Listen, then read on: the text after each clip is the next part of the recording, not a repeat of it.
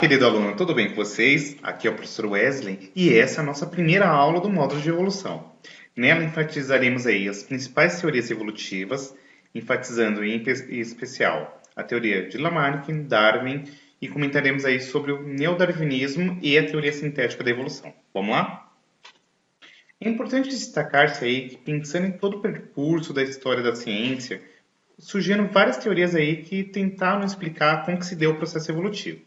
No entanto, pessoal, algumas teorias aí foram mais importantes, se assim posso dizer.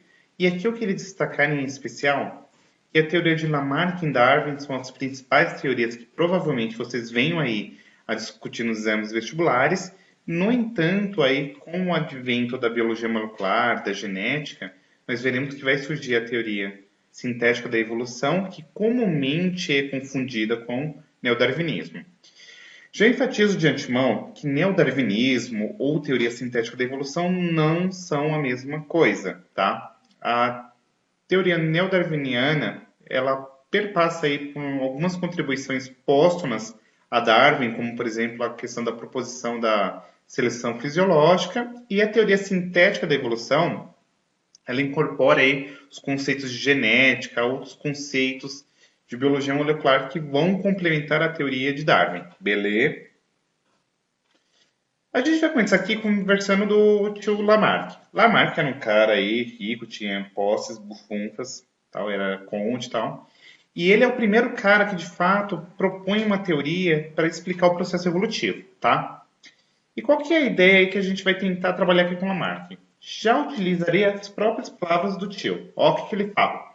O ambiente influi na forma e na organização dos animais. O uso frequente e contínuo de qualquer órgão ou parte do corpo provoca o seu desenvolvimento, ao passo que o desuso permanente de tal órgão o enfraquece, até finalmente determinar o seu desaparecimento.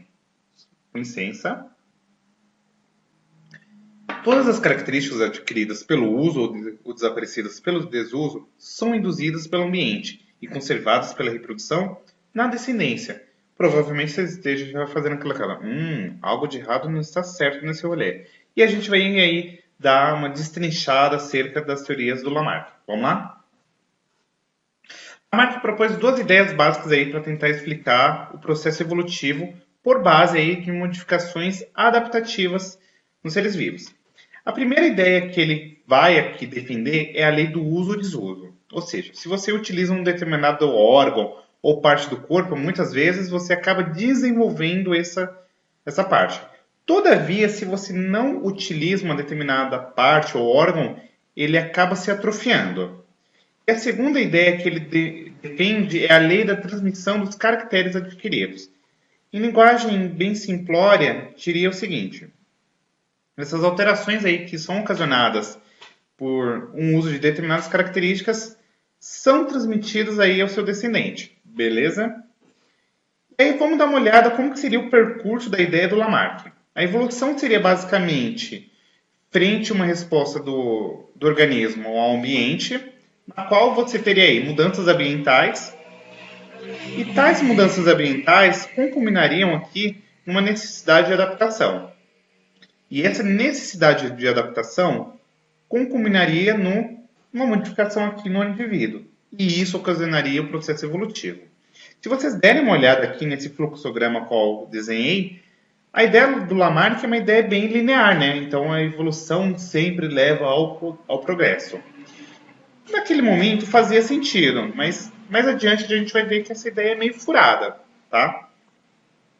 E aí o Lamarck ele é o primeiro cara que de fato começa a conceber a necessidade dos indivíduos se adaptarem ao meio e a possível relação disto com o processo evolutivo.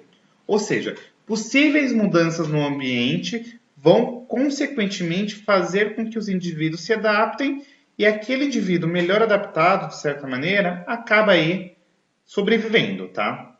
Mas vejam, a gente não está confundindo aí com a ideia do Darwin, que fala mais ou menos essa minha fala.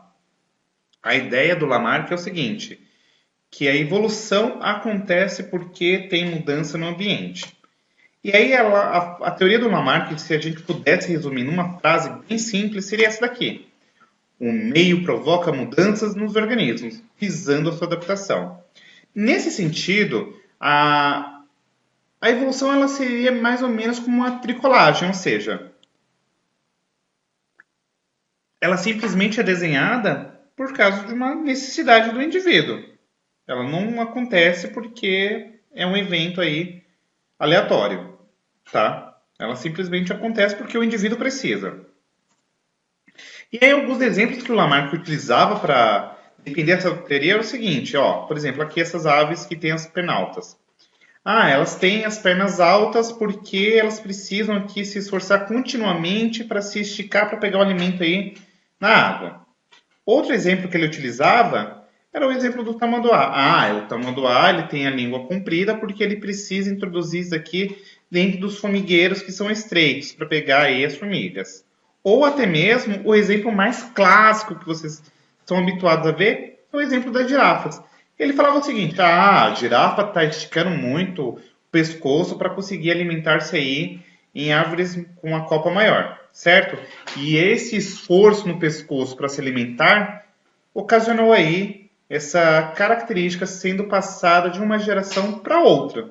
Até aí, de certo modo, faz sentido a teoria do Lamarck. Mas vamos pegar, por exemplo, esse caso aqui. Existe uma determinada região aí da Birmânia que as mulheres, a partir dos 5 anos de idade, vão colocando anéis ao entorno do pescoço. E aí, até o final da vida delas, vai adicionando-se aí, ano após ano, novos anéis. Se fosse para pensarmos aí pelo Lamarck, quando uma mulher engravidasse e eventualmente viesse a ter um catarrentinho ou catarrentinha, já nasceria aí com o pescoço alargado, né? Alongado, perdão. Alargado é outra coisa. Desculpas. Mas você acha que acontece isso? Obviamente você vai responder, claro que não, né, professor? E aí que a gente vai refletir o porquê que o Lamarck tirou cueca freada aí no rolê. Se eu pudesse esquematizar aqui de forma bem didática a teoria do Lamarck, seria isso aqui, ó. Mudanças ambientais ocasionariam aí novas necessidades. Essas novas necessidades concominariam aqui em novos hábitos de vida, que vai ocasionar mudanças nos indivíduos e, consequentemente, a gente entra lá naquela premissa da lei do uso ou desuso e dos caracteres adquiridos aí em decorrência disso. Mas, como eu falei para vocês, Lamarck cometeu um erro errôneo na sua teoria. Que foi esse. Alterações em células somáticas, pessoal, não alteram as informações genéticas de um indivíduo, certo? Portanto, elas não são hereditárias. Claro que assim, Lamarck sabia desse rolê na época que ele propôs a ideia? Não, né? Ele sempre tem que ter uma moto passando no rolê para ferrar com tudo. Mas, acredito que é importante a gente enfatizar que o Lamarck ele tem a sua contribuição no sentido dele apresentar aí um mecanismo que explique a evolução e, consequentemente, falar aí da ideia de adaptação. Então, vamos sintetizar aqui os prós e contras do tio Lamarck. Primeiro, ele fundamentou aí duas leis fundamentais. Primeiro, lei do uso e desuso e a lei lá dos caracteres adquiridos. E ele teve um erro básico aí, que foi que as características adquiridas pelo uso ou perdidas pelos desusos não são hereditárias. Nesse sentido, a gente fala que isso aqui foi o grande erro dele. Mas teve uma contribuição importante aí para compreender o processo evolutivo, que foi o conceito de adaptação do indivíduo frente ao meio onde ele está. É mais ou menos um preâmbulo aí do que a teoria de Darwin fala lá pela seleção natural e etc. Tá bom? Agora vamos falar do Darwin. Darwin é um rolê meio doido, velho. Vamos lá? Eu já vou usar aqui um preâmbulo de um escrito do próprio Darwin, quando ele chegou aqui no Brasil. Pois é, no dia 29 de fevereiro, agora não me lembro o ano, mas foi 1800 e alguma coisa. Darwin chega aqui em Salvador e ele fala o seguinte, ó. O dia transcorreu deliciosamente. Delícia, no entanto, é termo insuficientemente para dar conta das emoções sentidas por um naturalista que pela primeira vez se viu a sós com a natureza no seio de uma floresta brasileira. A elegância da relva, a novidade das plantas parasitas, a beleza das flores, o verde vivo das imagens e, acima de tudo, a exuberância da vegetação em geral me enchem de admiração.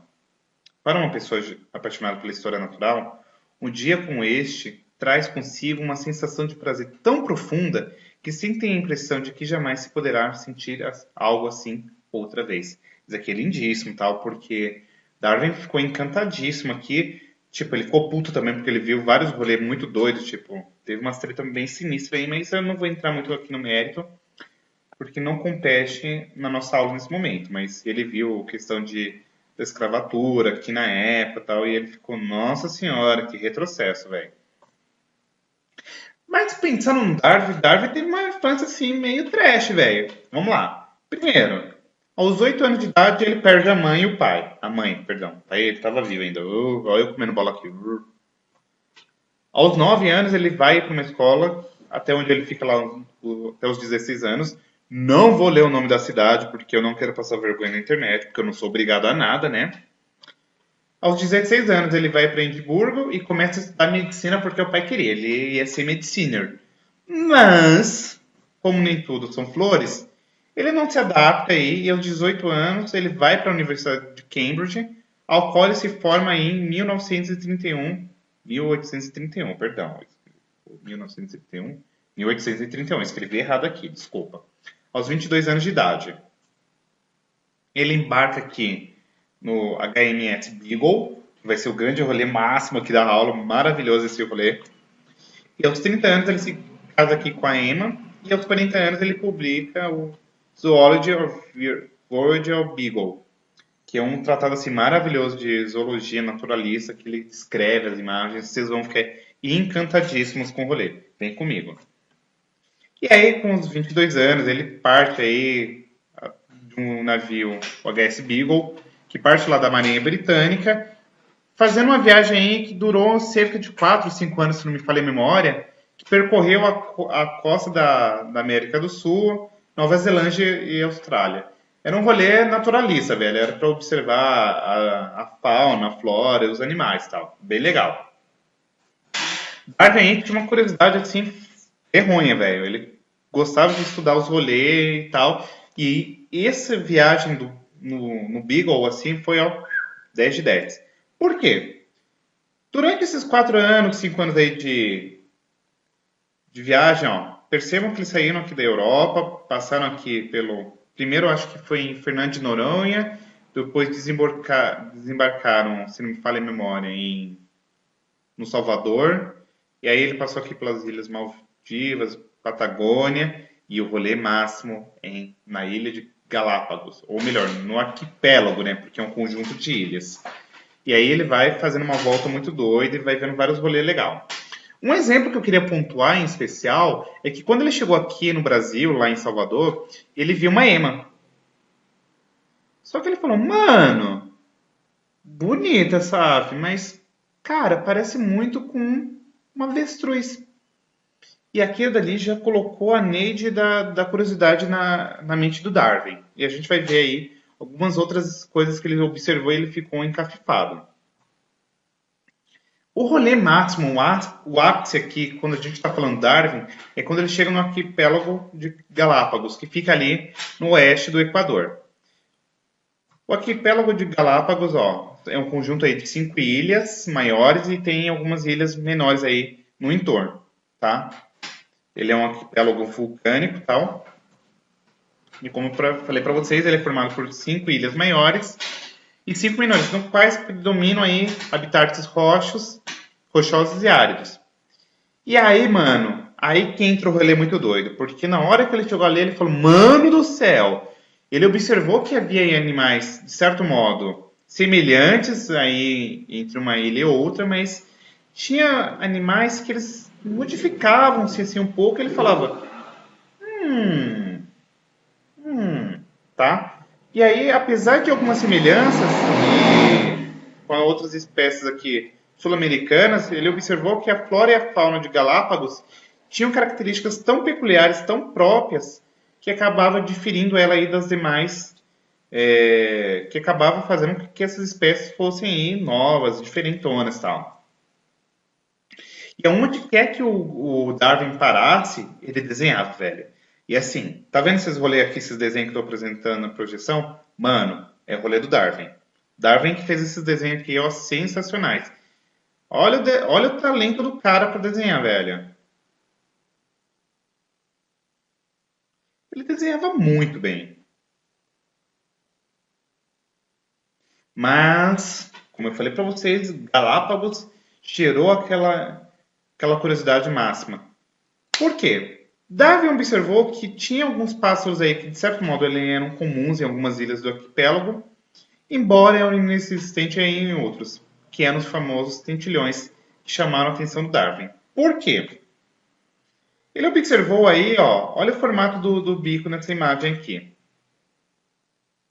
Ele tirou a seguinte premissa aqui. Nas ilhas, a ausência de espécies competidores e a variedade de alimentos e habitats permitiam que essas aves aqui, originalmente comedoras de semente, desenvolvessem uma diversificação aqui, ó, no formato do bico, que acabava facilitando aqui o hábito alimentar. Ou seja, a depender da ilha qual essa ave estivesse situada, ó, por exemplo, ó, tá vendo esses bicos? É bico para semente, ó, bico para comer cacto, bico para comer inseto e etc. Isso daqui, assim, deixou ele muito encantado. E é encantador mesmo. Inclusive, meu sonho de princesa, ó, quem estiver assistindo e quiser ser um professor feliz, me leva para ele, pro arquipélago de Galápagos, porque eu quero ver isso aqui de perto, velho, porque deve ser lindo. E aí, a depender da onde que essa espécie estivesse da ilha, havia um formato diferente no bico. E aí ele falou, mano, por que será? Eles parecem iguais, mas acabam modificando aqui o bico, né? E aí que entra a sacada. Ah, será que eles não poderiam ter surgido de uma espécie e essa espécie sofreu alguma modificação ao passar do tempo? Interessante essa hipótese. Concordam comigo? E aí o Darwin vai afunilando esse rolê. A conclusão de Darwin foi o seguinte: as espécies não são imutáveis, ou seja, elas mudam. E nesse sentido, podem apresentar-se aí variações que estão relacionadas com as necessidades de adaptação do organismo ao meio, ou seja, essas variações elas ocorrem em decorrência da necessidade de adaptação ao meio. Beleza? Ou seja, as espécies podem se modificar ao longo do tempo, num processo evolutivo. E aí a gente vai retomar aquele exemplo lá do Lamarck. O Lamarck falava aí que as girafas cresciam, alongavam o pescoço em decorrência de estar utilizando muito, certo? Para o Darwin era um outro rolê completamente diferente.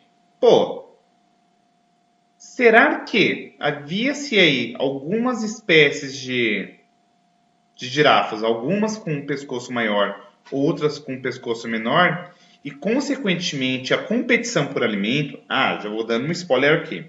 Provavelmente lá nas aulas de geografia vocês já ouviram falar da teoria de Malthus, né? Aquela que fala do alimento e crescimento populacional. Pois é, a ideia aqui é quase a mesma. Há competição entre os indivíduos pelo alimento e, consequentemente, aquele melhor adaptado ao meio acaba sobrevivendo. Então vamos dar uma olhadinha aqui nessa gravura. Ó. A princípio tu tinha aqui girafas com pescoço maior, outras com pescoço menor. Aquela que tinha um pescoço menor conseguia alimentar-se e, consequentemente, aquela com pescoço menor acabava sendo extinta em decorrência de não conseguir alimentar-se. Consequentemente, aquela que apresenta o pescoço maior tinha um maior sucesso reprodutivo e, consequentemente, cria aqui uma população com girafas com pescoço mais alongado, certo? E aí, se a gente olhar aqui Darwin, a gente pode tirar as seguintes conclusões nesse fluxograma. Primeiro, a grande fertilidade dos organismos decorre aqui de uma superprodução de filhos. E isso daqui decorre do fato dos seres de uma mesma espécie apresentarem variações nas suas características que eles herdam de seus eles acabam herdando aí de um ancestral em comum, tá? Características favoráveis ou desfavoráveis para si mesmo. E aí, sobre a ação da seleção natural e sexual também, o indivíduo vai entrar naquele rolê. Luta pela vida, luta por nutriente e luta pela fêmea, certo? E aí, consequentemente, essa competição pelo alimento, pelo espaço e pelas fêmeas concumina aqui na sobrevivência do mais apto, ou seja, aquele que for melhor adaptado ao meio acaba sendo favorecido, ou seja, haverá aí mais diversas pressões seletivas, a questão de alimento, a questão de ele estar adequado àquilo, a questão de competição interespecífica, a questão da seleção sexual, tudo isso aí acaba concominando para que o indivíduo que for melhor adaptado àquele meio acabe tendo um maior sucesso reprodutivo, tá bom? Outra ideia que a gente pode afunilar aqui é o seguinte: os mais aptos sobrevivem até a idade reprodutiva, são selecionados aí pelas fêmeas, isso é a seleção sexual, e transmite aos seus descendentes aquelas características que são mais favoráveis para a sua sobrevivência e, consequentemente, se adaptam, certo? Nesse sentido aqui, a gente pode ter dois cenários. Primeiro, de geração em geração, os descendentes com as características que melhor permite se adaptar ao meio acabam sendo selecionados. Isso é a premissa máxima da seleção natural. Mas, em contrapartida, aquele indivíduo que não tem características tão vantajosas, eles acabam morrendo antes da idade reprodutiva ou até mesmo não necessariamente morrem antes da idade reprodutiva. As fêmeas, consequentemente, não acabam sendo atraídas por eles e, consequentemente, o sucesso reprodutivo é muito menor. Disso, acontece que a morte desses indivíduos acaba aí inviabilizando de ter uma prole, certo? E, consequentemente, acontecerá aí extinção dos genes na população. Mas cuidado, eu estou colocando a palavra genes, mas em momento nenhum Darwin fala sobre genes, certo? Disso, conseguimos inferir que a repetição desse processo ao longo do tempo leva à formação de novas espécies, tá bom? Conclusão final aqui do Darwin nesse rolê. A seleção natural favorece ao longo de gerações sucessivas a permanência e o aprimoramento de características relacionadas à adaptação. Nesse sentido, a gente pode já concluir que a teoria de Darwin perpassa aí pela ideia de seleção natural e, consequentemente, o indivíduo mais adaptado acaba sendo selecionado. Como eu comentei, essa daqui é a consagrada do Darwin, ele se casa com ela, e só com os 40 anos que ele escreve lá sobre a viagem do Beagle, certo? E aí, por cerca de 20 anos, Darwin ficou organizando as anotações do que ele havia observado aí na viagem no Beagle, para que ele pudesse propor aí possíveis explicações para o que ele observou.